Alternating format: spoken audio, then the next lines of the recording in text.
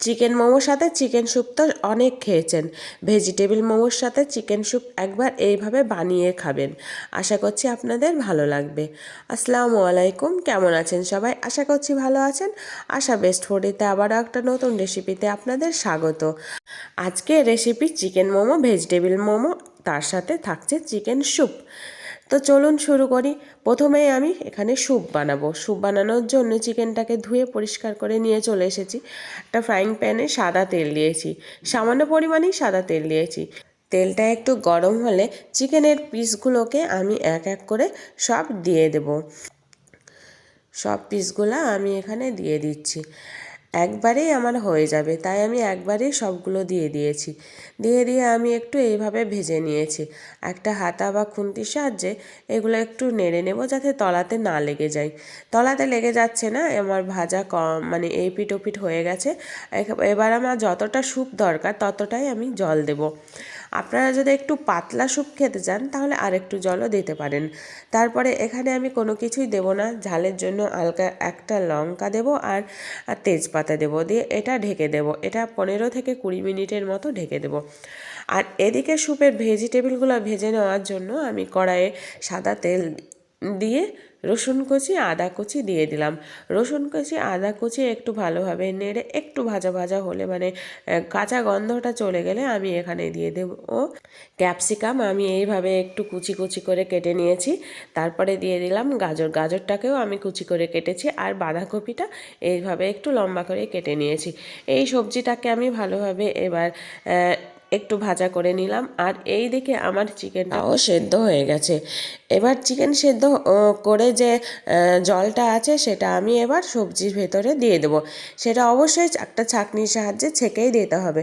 কিছু নোংরা থাকবে, ওইগুলো যাতে স্যুপটায় না পড়ে, তার জন্য আমি এখানে ছেঁকেই দিয়ে দিলাম। দেওয়ার পরে আবার এখানে ফুটতে আরম্ভ করেছে।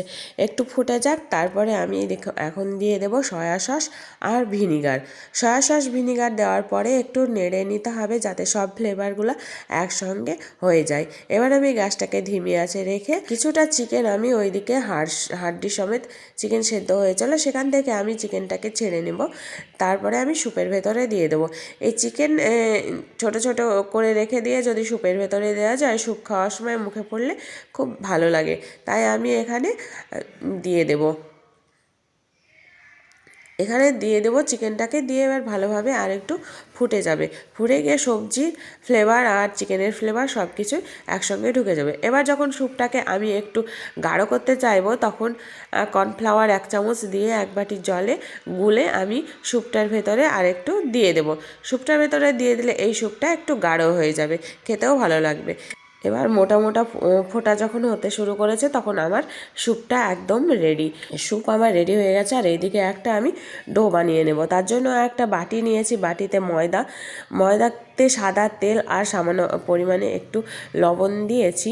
দিয়ে একটু একটু করে জল দিয়ে ভালোভাবে আমি ডোটাকে মেখে নেব। একটু শক্ত করেই মেখে নিতে হবে। এরকম শক্ত করে মেখে নিয়েছি। তারপরে একটা কিছু দিয়ে এটাকে চাপা দিয়ে রেখে দিতে হবে। চাপা দিয়ে রেখে দিলাম। আর এদিকে আমি সেই পুরগুলো আমি তৈরি করে নেব। তার জন্য এখানে আমি সাদা তিল দিইনি, এখানে আমি সর্ষের তেল দিয়েছি। সর্ষের তেল দিয়ে সেই রকম একই প্রসেসে সবজিগুলো ভেজে নেওয়ার জন্য রসুন কুচি আদা কুচি দিয়ে আমি ভালোভাবে এখানে নেড়ে নেব। একটা খুন্তির সাহায্যে নেড়ে নেব। যখন আদা আর রসুনটা ব্রাউন কালার হয়ে যাবে তখন আমি বাঁধাকপিকে কেটে রেখেছিলাম এটা আমি দিয়ে দেবো। বাঁধাকপি দেওয়ার পরে পেঁয়াজ পাতা দিয়ে দেবো, তারপর গাজর কুচি, তারপর ক্যাপসিকাম দিয়ে সব ভেজিটেবলগুলাই আমি দিয়ে দেবো। দিয়ে সব শেষে পেঁয়াজ কুচি, পেঁয়াজটাকেও এইভাবে কুচি করে কাটতে হবে। তারপর সব কিছুকে আমি ভালোভাবে এইভাবে একটু নেড়ে নিলাম। এইভাবে একটু নেড়ে নিলে একটু ভাজা ভাজা হয়ে গেলে তার সব শেষে দিয়ে দেবো আমি স্বাদ মতো লবণ। স্বাদ মতো লবণ দিয়ে আবারও একটু নেড়ে নিতে হবে। এইভাবে নেড়ে নিলাম, কালারটা চেঞ্জ হয়ে গেছে। এবার আমি একটা পাত্রে তুলে নেব। এবার আমার ভেজিটেবলের পুরটা রেডি হয়ে গেছে। এবার আমি চিকেনের পুরটা করব। তার জন্য আবারও আমি এখানে রসুন কুচি আদা কুচি দিয়ে কাঁচা লঙ্কা কুচিয়ে রেখেছিলাম সেটা দিয়ে আবার খুন্তির সাহায্যে নেড়ে চেড়ে পেঁয়াজ কুচিটা আগে দিয়ে দিলাম। তারপরে যত রকমের যে সবজিগুলো আমি ওখানে দিয়েছিলাম, পেঁয়াজ পাতা, গাজর, ক্যাপসিকাম, বাঁধাকপি আর তার সঙ্গে ধনে পাতা কুচি এটাতে দিলাম। তারপরে একটু নেড়ে চেড়ে স্বাদ মতো লবণ দিয়ে দিয়েছি। তারপর চিকেন কিমাগুলো আমি দিয়ে দিলাম। চিকেন কিমাগুলো সেদ্ধ করা ছিল, আপনারা সেদ্ধ ও চিকেন কিমা দিয়েও মোমো করতে পারেন, কিন্তু এখানে আমি একটু ভেজে নিলাম। যখন ভাজার হয়ে গেছে তারপর শেষে আমি একটু সয়া সস দিয়ে আবারও ভেজে নিলাম। ভেজে নিয়ে আমার এখানে চিকেনের পুরটাও রেডি হয়ে গেছে। চিকেনের পুরটাও এবার আমি একটা পাত্রে তুলে নিলাম। এখানে দেখুন আমার 2 রকমের পুর রেডি হয়ে গেছে। এটা চিকেনের পুর আর এটা ভেজিটেবলের পুর আমার রেডি হয়ে গেছে। এবার আমি মোমোটা বানিয়ে নেব। তো এখানে আমি ঢাকা চাপা রেখেছিলাম, কতটা সফট হয়েছে দেখুন। আবার ময়দাটা একটু শক্ত শক্ত করে করেছি।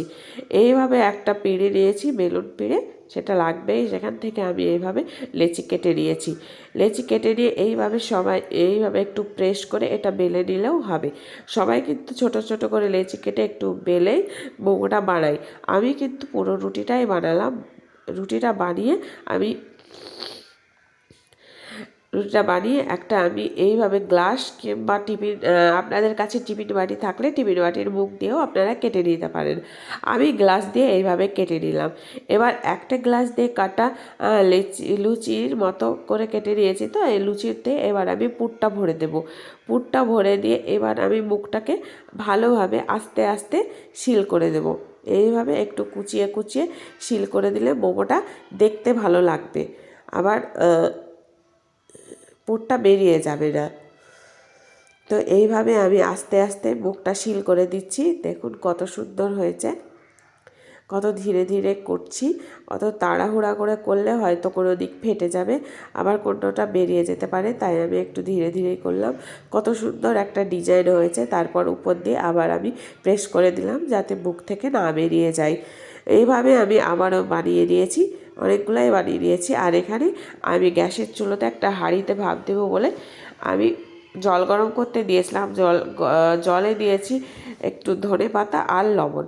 তারপরে আমি কোনো স্টিম করব না, পুরো মোমোগুলাই আমি হাঁড়ির ভেতরে দিয়ে একটু ভাপিয়ে নেব। তো আজকে আমার রেসিপি কেমন লাগলো অবশ্যই আমাকে কমেন্ট করে জানাবেন। আর আমার এই রেসিপিটা ভালো লেগে থাকলে অবশ্যই লাইক, শেয়ার, সাবস্ক্রাইব করতে ভুলবেন না। আর ফেসবুক থেকে দেখলে অবশ্যই ফলো করে দেবেন। ফলো করে দিলে নতুন নতুন রান্না আপনাদেরকে এইভাবে আমি উপহার দিতে থাকবো। তো আজকে এই পর্যন্ত, আবারও আসবো একটা নতুন রেসিপি নিয়ে। ততক্ষণ ভালো থাকবেন, সুস্থ থাকবেন, নিজের প্রতি খেয়াল রাখবেন। আল্লাহ হাফেজ।